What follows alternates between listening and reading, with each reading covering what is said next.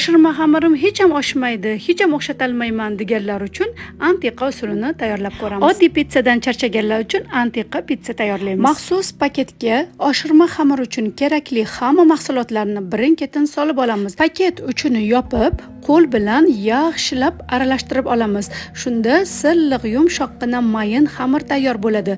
Paketni uchini yopib, avvaldan qizdirib qo'yilgan duxovkani o'chirib, duxovkada oshirib olamiz. Juda ham tez va baland bo'lib xamir zo'r oshib chiqadi.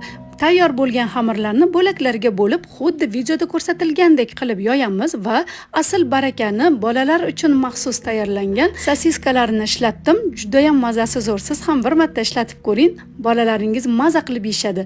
Tayyor xamirga sosiskani qo'yib, videoda ko'rsatilgandek qilib kesib chiqamiz. Kesilgan xamirni xuddi videoda ko'rsatilgandek qilib ochib chiqamiz va pergament solingan listga qo'yib, ustidan ketchup suramiz va sirni qirg'ichdan chiqarib, sir ham sepamiz.